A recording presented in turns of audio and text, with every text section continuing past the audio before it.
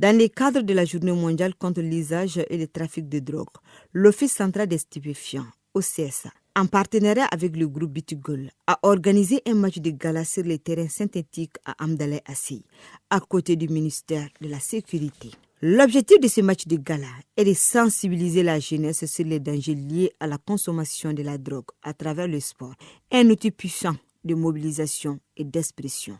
Le colonel-major Fousseni Keita, directeur de l'OCS, s'est dit déterminé à continuer le combat contre ces fléaux qui rongent la société malienne.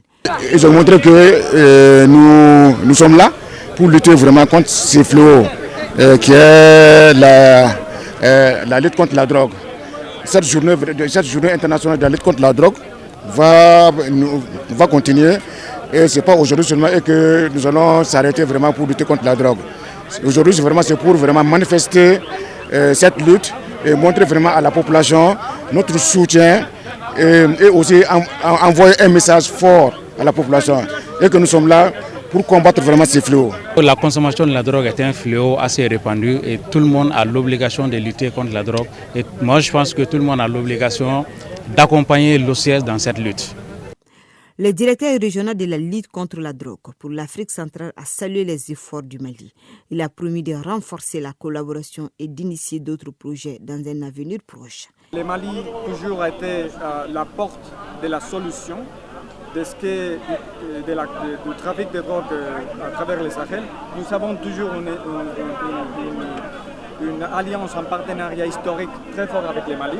C'est une alliance vraiment entre deux agences, une agence des Nations Unies qui est opérationnelle, qui est vraiment technique, et vraiment l'organe d'action de l'État du Mali. Donc je dirais que ce partenariat va augmenter, va se renforcer, et nous comptons d'ici à 18 mois commencer un projet pour soutenir et travailler avec l'OCS pour que l'OCS puisse avoir une présence solide, pas seulement d'un point de vue de la répression, mais aussi de la coopération interagences. Le public est venu en grand nombre pour soutenir cette noble cause dans une ambiance conviviale et fraternelle. Les deux équipes ont livré un match plaisant, marqué par de belles actions techniques, des occasions franches, dans une atmosphère festive. La formation de l'OCS a ouvert le score à la 15e minute et a doublé la mise avant la mi-temps, 2-0. En seconde période, Bitugol a réagi en marquant 2 buts et synonyme de parité.